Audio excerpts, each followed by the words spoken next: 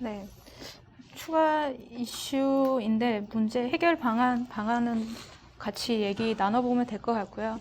우선 이슈가 있을 수 있는 부분들을 꺼내냈습니다. 그래서 첫 번째가 get된 업데이트 문제인데요.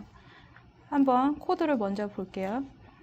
여기 보시면 뭐 직관적으로 알 수 있겠죠. 첫 번째 얘를 찾아서 이거의 컴퍼니 네임을 이걸로 세이브 체인지해서 이제 변형을 하겠다라는 건데요. 사실 이렇게 하면 한 번만 한 번에 작성을 해서 쿼리를 날릴 수 있잖아요. 실행될 수 있잖아요. 아니면 SP를 쓰면 한 번 이제 DB에서 한 번 처리가 될 텐데 지금 이 부분을 보면 실제로는 쿼리가 이제 2번이 수행이 됩니다. 결국은 DB를 2번 호출하게 되는 건데요.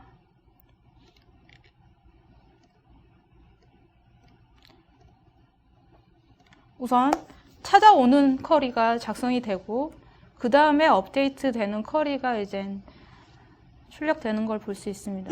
이게 문제가 무엇이냐면 코드상에서는 좀 더 깔끔하게 코딩을 하기 위해서 작성했던 코드가 이제 데이터베이스에서는 2번이 콜을 하기 때문에 사실 트래픽이 많지 않다면 상관은 없겠지만 뭐 1초당 뭐 7,000, 8,000번에 있는 트래픽이 있다고 봤을 때는 이런 부분들이 분명 문제가 될 소지가 있다는 부분을 말씀드리고 싶은 거고요. 그리고 이제 ORM을 쓰다 보면 잠깐만. 네. 이거는 정말 준비가 안 된 것 같은데 제가 해결책을 얘기하고 넘어가겠습니다. 라이브 코딩 네, 라이브 코딩으로 해결책을 하죠. 자, 이제 이 코드를 제가 봤고요. 자, 해결책은 어찌 보면 매우 간단합니다. 자, 제가 타겟셋을 하나 만드는데 이 타겟셋이 지금 저희가 커스터머죠. 커스터머라는 거고요. 그 다음에 커스터머의 커스터머 아이디를 ALFKI 라고 지정을 해줍니다. 그 다음에 이렇게 만든 거를 context.customers에 어태치를 하고요. 그 다음에 변경하고요.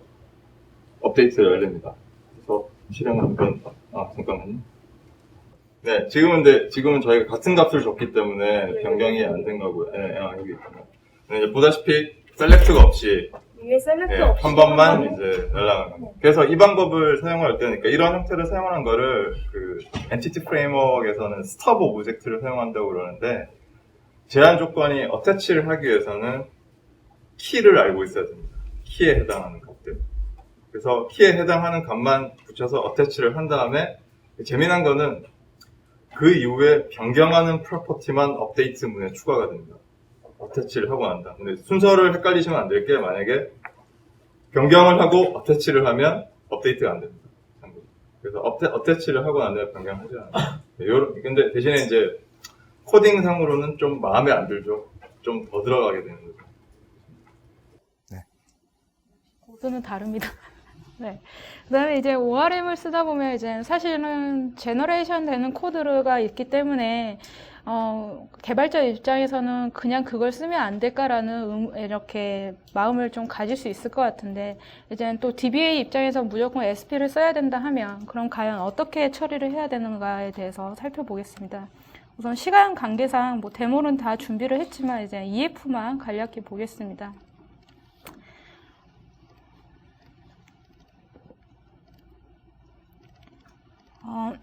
여기 보시면 엔티티 프레임워크 4.2로 이렇게 준비를 했고요. 코드 퍼스트 기반에서 사실은 명시적으로는 코드 퍼스트 4.2에서 EF에서 스토어 프로시저는 사용할 수 없습니다. 근데 이제 굳이 꼭 사용을 해야 된다면 방법이 없느냐라고 이제 찾아봤을 때 있습니다. 그래서 있는 방법을 좀 소개를 하려고 합니다. 보시면 리플렉션을 이용해서 클래스, 우리가 사용하는 엔티티 타입을 정의를 해서 이제 생성을 합니다. 런타임 시에 타입을 생성을 하고, 프로퍼티를, 조회하고자 하는, 그러니까 해당 프로시저를 실행을 했을 때 결과 셋으로 왔던 그 컬럼에 대한 프로퍼티를 이렇게 매핑을 해주고요. 그래서 그 부분을 이렇게, 데이터베이스 SQL 쿼리를 날리면, 일반적으로 쿼리 수행하는 것과 같이 execute가 수행되는 것을 볼 수 있습니다.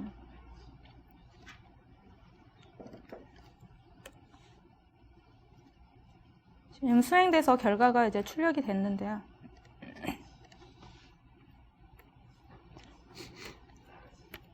해당 execute에서 해당 프로시저를 수행하는 부분을 살펴볼 수 있습니다. 이 방법으로 SP를 호출은 할 수 있습니다. 그리고 nhibernate하고 ibartis도 마찬가지로 이제 사용을 못하는 부분이 아니기 때문에 이렇게 스톱 프로시저에 이런 프로시저 명을 명시해주고 해당 이 스테이트먼트를 호출을 하게 되면 수행되는 부분을 확인할 수 있습니다. 마찬가지로 nhibernate는 EF랑 비슷하다 했는데요. nhibernate도 SQL 쿼리를 수행하는 것처럼 해서 execute를 프로시저를 하면 해당 파라미터가 변경이 돼서 그 프로시저를 호출할 수 있는 방법을 제공하고 있습니다. 네. 네. 네, 이제 이후 부분은 제가 이어서 하겠습니다. 그래서 좀 전에 얘기된 거는 이제 코드 퍼스트고요. 사실 이제 DB 퍼스트에서도 당연히 SP 호출이 됩니다. 근데 사실상 개인적으로는 해본 바로는 별 그닥 생산성이 안 좋습니다. 왜 그런지를 이제 과정을 보여드릴게요. 아까 이제 프로젝트 상에서 제가 이제 DB 퍼스트를 만들어 놨으니까 자, 이제 우리가 업무하는 프로세스를 한번 생각해 보세요. 제가 데모가 아니라 이제 DBA한테 얘기해가지고 DBA가 야, SP 만들었어 라고 얘기하겠죠. 추가됐다. 그럼 DB 퍼스트를 쓰는 사람은 모델 업데이트 해야 되죠. 그죠? 그래서 업데이트 모델 from 데이터베이스를 눌러가지고 오래 걸리죠, 그죠? 지금 이런 거 자체가 아까 얘기한 대로 테이블 수백 개 되면 점점 짜증내기 시작합니다, 실제로. 그래서 오케이, 스토어드 프로시저 중에서 뭐 실제로 잘 쓰진 않겠지만 제가 임의로 하나 찍을게요. 커스트 오더 히스트라는 걸 찍었어요. 그래서 피니시를 누릅니다. 뭔가 한 것 같은데 잘 모르겠죠, 일단. 그래서 실제로 이 SP는 어디에 추가가 되는가 하면은 보다시피 여기에 추가가 되어 있습니다. 그 엔티티 프레임워크에서 아까 이 그 두 개가 있다고 그랬죠. 스토리지 모델하고 엔티티 모델 두 개가 있는데 여기에는 추가가 됐어요. 근데 이걸 실제로 지금 상태에서 아직 불러 쓸 수가 없어요. 그래서 불러 쓰려면 어떻게 해야 되느냐? 펑션 임포트라는 걸 해야 됩니다.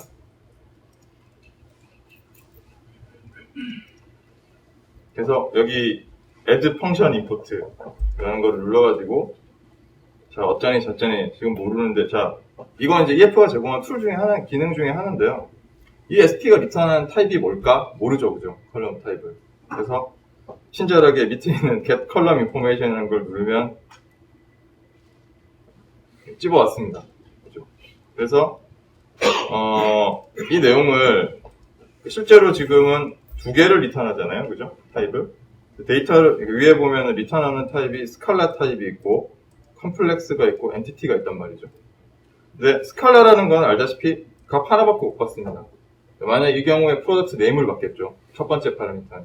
이걸 원하는 건 아닐 거고 그럼 당연히 두 개를 동시에 받고 싶을 텐데 현재 비어있죠, 그죠? 뭘 줘야 될지 모르겠죠. 그래서 밑에 있는 이 create complex type이라는 걸 누르면은 네, 뭔가 생겼어요, 리절트가. 그래서 다 됐어요. 오케이. 드디어 됐어요. 여기까지. 자, 그러면 이제 이거를 부를 땐 어떻게 쓰느냐?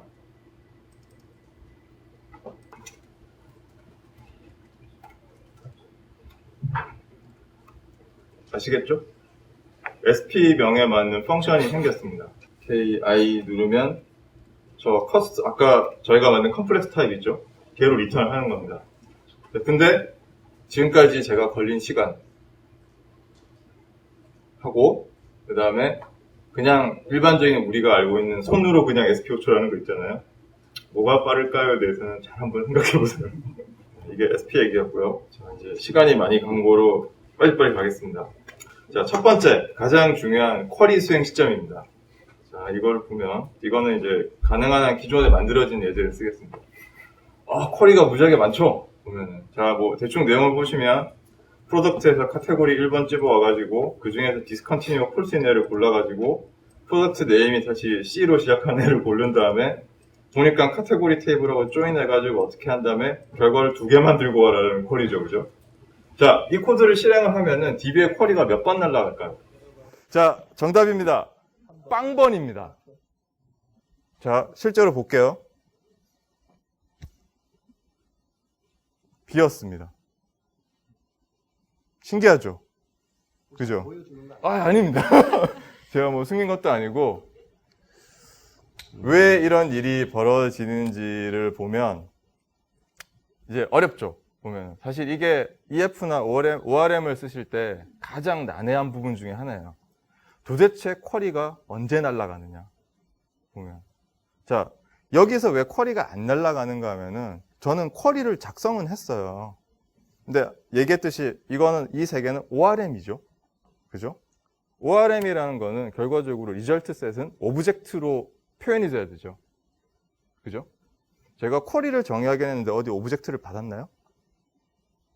아직 잘 모르겠죠, 이 얘기가 무슨 얘기인지. 자, 비로소 제가 마지막에 final result 5.to list 오브젝트의 리스트로 형상화를 한 거죠. 자, 이때 날아갑니다. 드디어. 쿼리는 어떻게? 위에 만든 거를 전부 다 하나의 쿼리로 조합을 해서. 그래서 run 시켜보면 결과를 안 찍었죠. 쿼리는 날아갔습니다. 보다시피. 쿼리는 날아갔고 이제 final result dump를 떠보면 이제 이렇게 날아간 거죠. 그죠? 자, 이해를 돕기 위해서 이제 지금 이런 쓴 쿼리 자체는 링큐의 쿼리 자체는 연속성이 있는 쿼리예요. 그래서 오브젝트로 표현되는 거는 뭐 to list 아까 봤던 아니면 뭐 first, single 뭐 등등등 이런 거를 호출할 때만 결과적으로 쿼리가 날아간다는 거죠. 자, 조금 트릭을 해볼게요. 그러면 또 재미난 걸 하나 해보면 0번 없으셨어요? 0번. 0번이 없죠, 당연히. 만약에 얘가 여기다가 to list를 해버린다든지. 그렇죠. 맞습니다. 2번 날라갑니다. 이렇게 하면. 근데 에러가 났죠?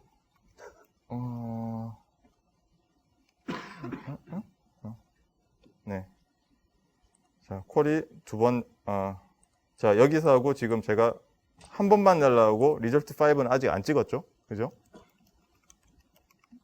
리절트 5 to list 2번 날라갑니다.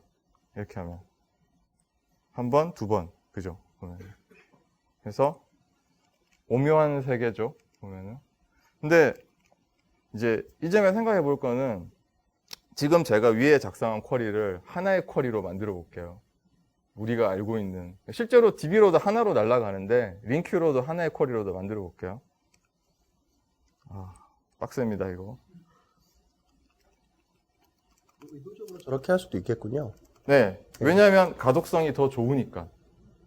그리고 우리가 하다 보면 다이나믹 쿼리를 만들 수 있죠. 웨어 절이 바뀌는 거. 이럴 때 아주 좋습니다. 그래서 where p. 카테고리 id = 1 상상을 해보시면 저 뒤에 where는 AND 조건이에요. 전부 다. p. discontinued false. 자, 이 위에 to list는 뺄게요. 제가 하나로 실행되는 걸 비교해보기 위해서.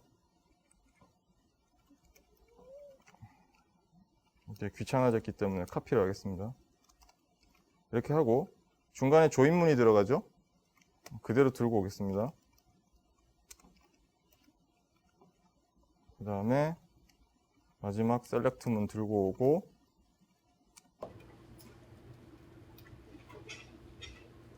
묶어서 take 2를 하겠습니다. 그래서 두 개를 비교해 보죠. 정말 만들어지는 SQL 쿼리도 똑같은가? 그리고 take 2에서 마지막에 또 투리스트를 하죠. 같나요? 동일한 쿼리를 짠 겁니다. 네. 그래서 쿼리 수행되는 시점을 잘 보셔야 됩니다. 근데 둘 중에 아까 다시 말씀드린 것처럼 어느 게 가독성이 높은지에 대해서나 아니면 추가적인 활용도가 있을지에 대해서는 잘 한번 생각해 보세요. 그러면 이제 그래서 사실 ORM의 사고방식으로 하면 오히려 이런 쿼리가 앞에 쿼리가 더 맞을 수도 있다는 거죠. 보면 사고방식 자체가. 자, 이제 두 번째 레이지 로드를 하겠습니다.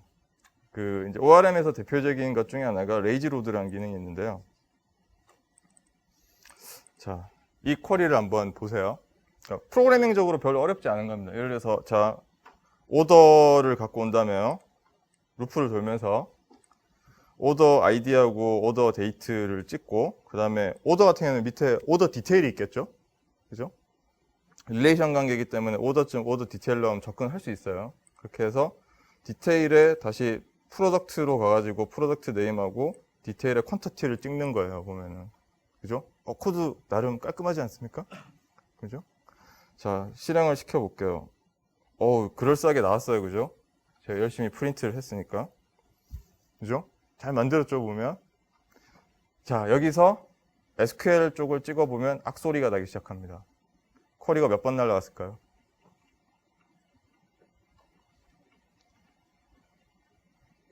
자, 이 일이 발생하는 거는 문제는 뭔가 쉽게 말하면 오더 밑에 있는 오더 디테일의 개수만큼 날라갔습니다.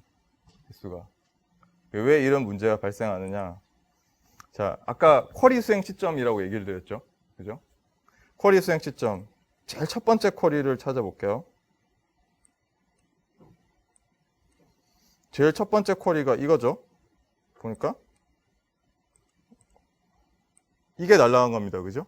이건 언제 날라갔지? 포이치 루프를 돌기 시작할 때. 오브젝트를 따내야 되니까. 이때 실행이 돼버린 거예요.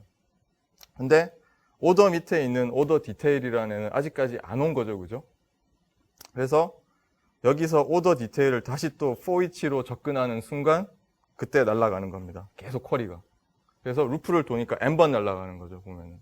그래서 이제 이게 양날의 칼이라고 되는 게 좀 전에 얘기했지만 코딩적으로는 매우 깔끔하고 보기 쉽고 이해하기 좋아요. 그죠? 쿨하고 막 되게 잘 짰다고 이러는데 나중에 이제 DBA가 도끼 들고 옵니다. 악소리 나는 거죠. 네. 그래서 자, 그러면 이거 한 번에 가지고 오는 방법은 없나? 라는 고민을 하게 되는 거죠. 그죠? 이런 식의 되면. 간단합니다. 이건 이제 결국은 한 번에 가지고 오는 방법은 조인을 하든지, 그죠? 명시적으로 조인을 하든지, 두 번째는 EF에서 이제 소위 말하는 이거 로드라고 불리는데 사전에 먼저 로딩을 하는 방법이 있습니다. 그래서 이렇게 씁니다. include order details order detail details product include가 빠졌네요. 이 include 문의 의미는 뭔가 하면은 오더가 가지고 있는 오더 디테일을 프로퍼티를 한 번에 채워오고 포함해서 채워오고 다시 오더 디테일이 가지고 있는 프로덕트까지도 채워와라는 거예요. 한 번에. 그래서 런 해보면 뭔가 잘못했는데 네, 위치가 잘못됐습니다. 여기입니다.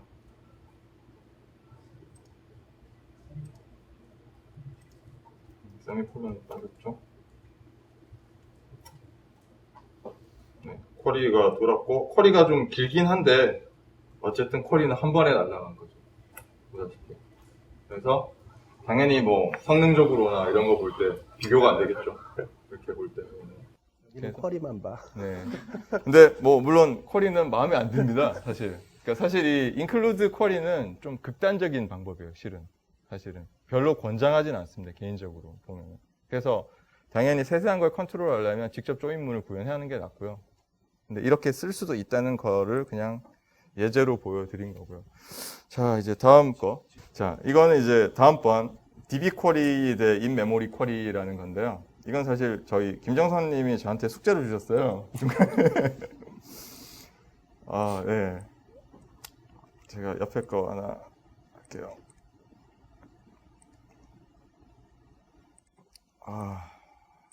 저도 저같이 쿼리 싫어하는 사람한테 숙제를 주셔갖고 사실 주신 거에서 오더바이 하나 추가했어요. 네, 이런 쿼리입니다.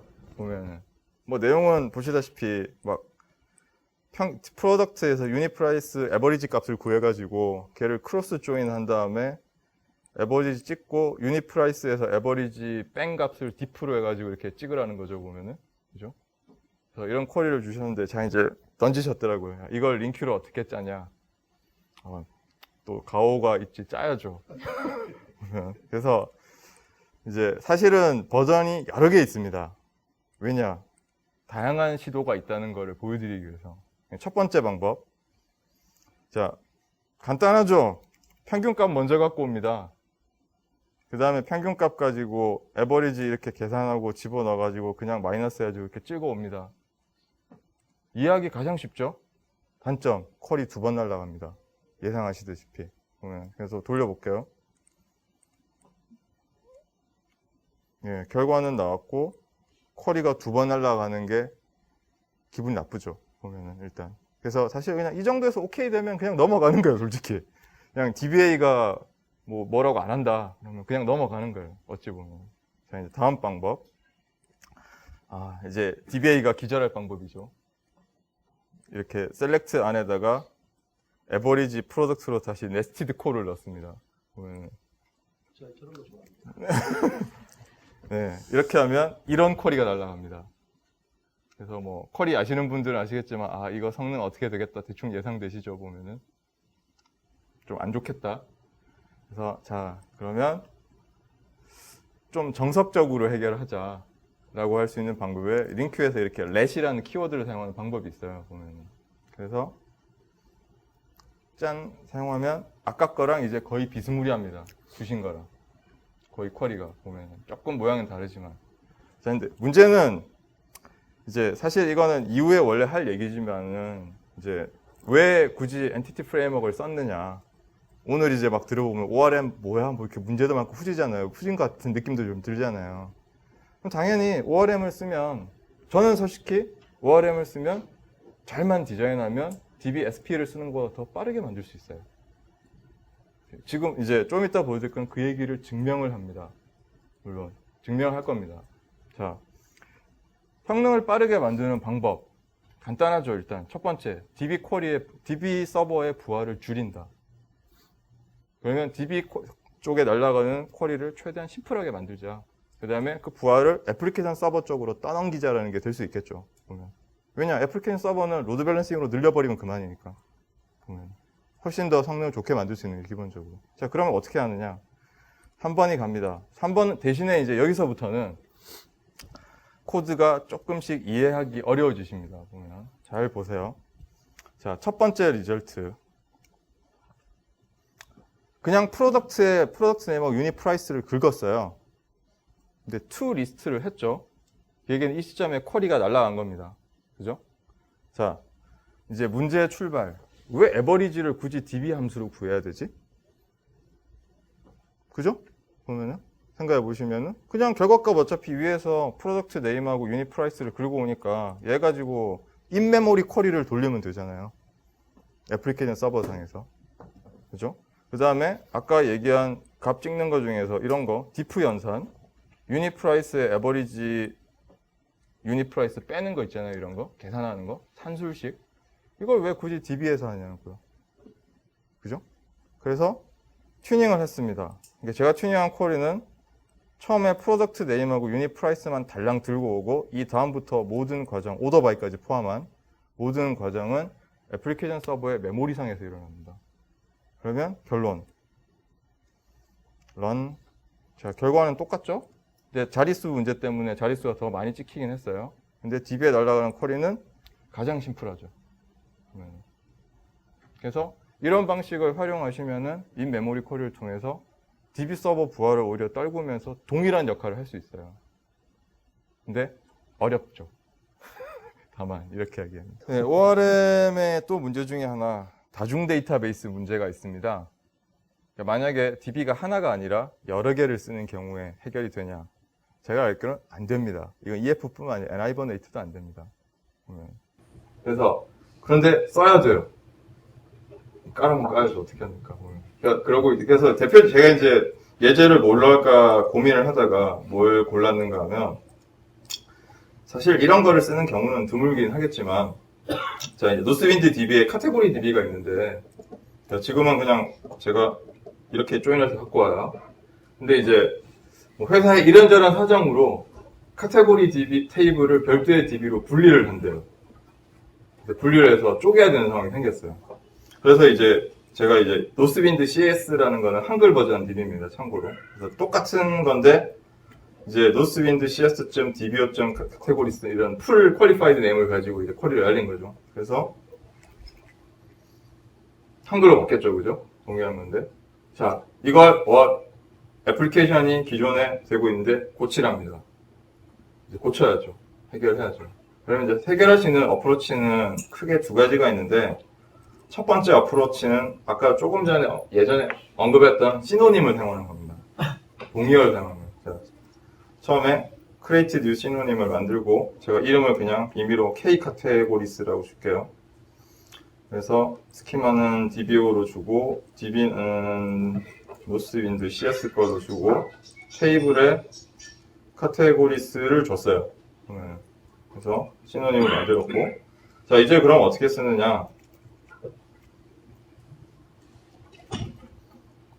자 일단 SQL 쿼리 상에서도 네, 동일한 결과가 나옵니다. 사실 원래는 같은 이름으로 주면 되겠죠. 예전이랑 테이블이 옮겨가는 거라면은 그죠? 그럼 쿼리를 수정 안 해도 되죠. 기본적으로. 근데 지금 이쪽 DB에도 여전히 카테고리스 테이블이 존재하는 상황이기 때문에 제가 이름을 바꿨어요. K 카테고리스라고. 자, 그러면 아까 코드 퍼스트 예제가 기억나시죠? 코드 퍼스트에서 제가 예제를 하나 뭘 했는가 하면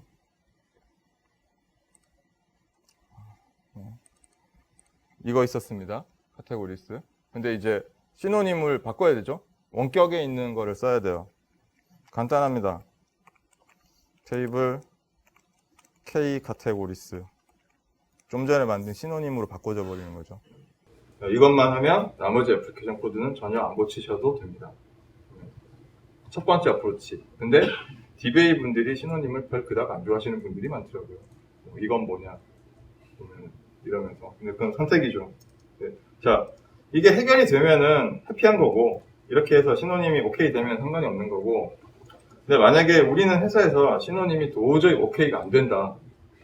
방법 하나밖에 없습니다. 쿼리 2번 나눠서 해야죠.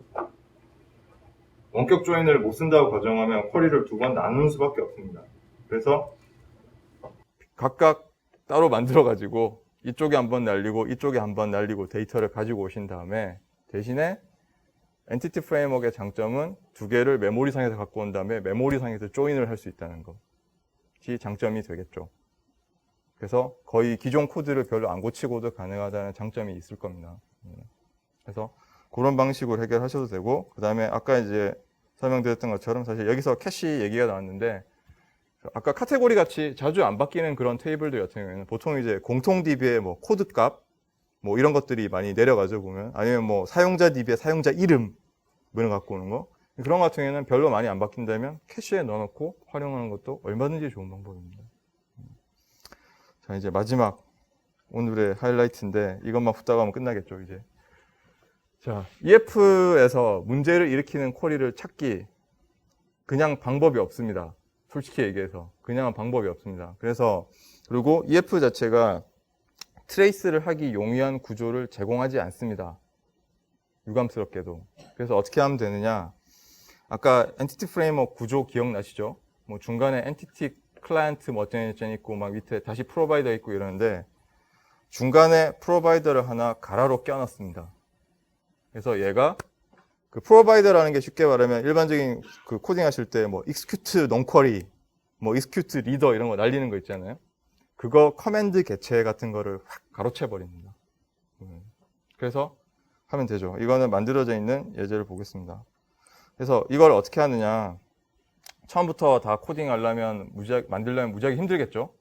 그래서 그리고 구현해야 되는 게 상당히 많습니다. 생각보다 보면은 더미 래핑이긴 한데 구현을 많이 해야 돼서. 그래서 이 같은 경우는 제가 참고 자료에 올려놓은 것 중에 하나인데, 참고 자료가 그 MS에 있는 직원 한 사람이 만든 래핑 프로바이더가 있고, 그냥 개인이 만든 이 로그 프로바이더가 하나가 있어요, 보면은. 근데 후자가 좀 더 낫습니다, 참고로 보면은. 그래서 여기서 이미 이제 해야 될 것. 여기서 재밌는 코드를 하나 보죠. 보면은. initialize라는 코드가 있는데 보면은 setup entity framework integration 어쩌니 막 얘기를 하거든요. 그래서 보면 rewrite provider definition 어쩌니 하는 또 코드가 나와요. 어렵죠, 보면. 그래서 이게 뭔가 하면은 .NET 2.0에서 DB 프로바이더 팩토리 같은 거를 아시는 분들은 아마 아실 텐데, 이제 커넥션 스트링 같은 걸 주면 그걸 가지고 뭐 SQL 커넥션을 써야 되는지 오라클 커넥션을 써야 되는지 유추해낼 수 있는 게 있거든요. 걔가 가지고 있는 내부 데이터를 인터셉트해서 가로채버리는 겁니다.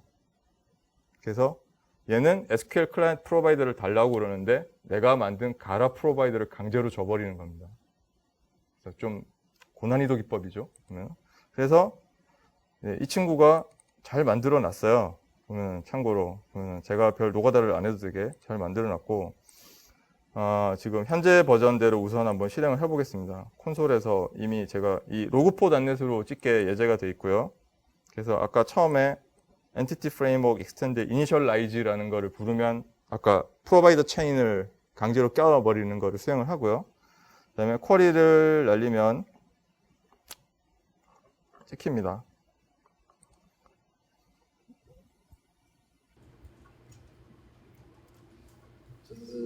좀 이 코드 퍼스트 예제라서 뒤에 보면은 막 찍혔죠. 보면은 쿼리 날라가는 거 찍히고 막 커넥션이 언제고 여기 실행 시간이 39ms가 걸렸고 어쨌든 이런 정보가 찍히는 거죠, 보면은.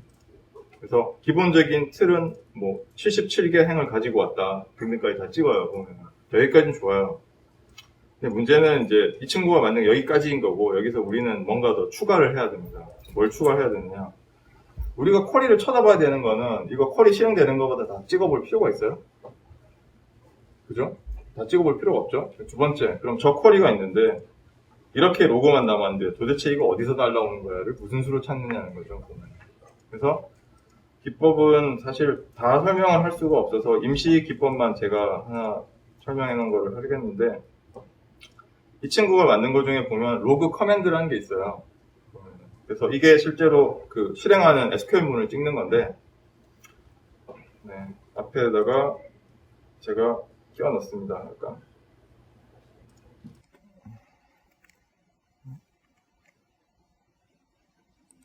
아이고, 러닝 상태라서 주석을 해제하고,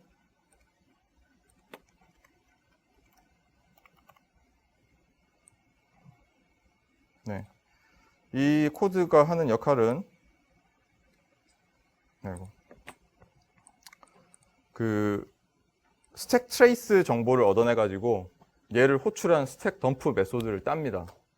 그래서 자기가 지금 실행되는 자기하고 같은 위치는 빼버리고, 그 다음에 시스템으로 시작하는 애들 빼버리고 쭈르륵 타고 가서 첫 번째 그냥 호출하는 애를 찾아가지고 걔 메소드 이름을 찍는 거죠, 보면은. 그래서 이런 형태로 구현을 하게 되는데, 자, 이제 프로그램상에서 보면 제가 메인 메소드 안에서 호출하고 있죠, 보면은. 그래서 이제 저거를 껴놓은 상태에서 디버그를 돌려보겠습니다.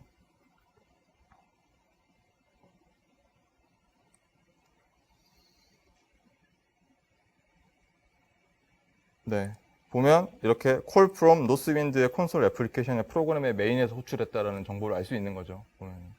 이렇게 하면 이 쿼리가 아까 이제 뭐 좀 더 보완을 해야 되겠죠. 뭐 실행 시간이 오래 걸린다든지 뭐 이런 식으로 조금 정보를 보완하면은, 이거 호출한 애가 얘구나. 그럼 이 메소드 안에서 문제의 쿼리를 날리는 놈이 있구나라는 걸 알게 되는 거죠, 보면. 이런 식으로 사용하셔야 됩니다. 근데 이제 이러면 질문이 있겠죠. 이거 솔루션은 없나요? 예, 제가 만들었으면 장사를 할 텐데요. 못하고, 사실 솔루션이 있습니다. 찾아보시면 EF 프로파일러라는 그 서드파티 솔루션이 있고, 그 다음에 이제 APM들, 뭐 제니퍼.net 같은 APM들에 보면 이런 걸 추적하는 기능을 제공합니다, 보면. 근데 안 사주면 이걸 사용해서 직접 만드시면 되겠죠, 보면. 네, 이렇게 해서 트레이싱을 하셔서 정보를 가지고 추적을 해 나가셔야 된다는 게 이제 결론적인 얘기입니다. 어쨌든 참고 자료 보면 된다는 거죠. 네, 참고 자료에 2개가 소개되어 있고요. 사실 좀 시간이 생각보다 너무 많이 경과해가지고 사실 이 부분도 얘기해봐야 되는 건데 여기까지 마치고 궁금하신 분들은 그냥 이거는 직접 세미나를 일단 종료를 하고 얘기를 하고 싶으신 분들은 오셔가지고 얘기를 하는 걸로 했으면 좋겠습니다.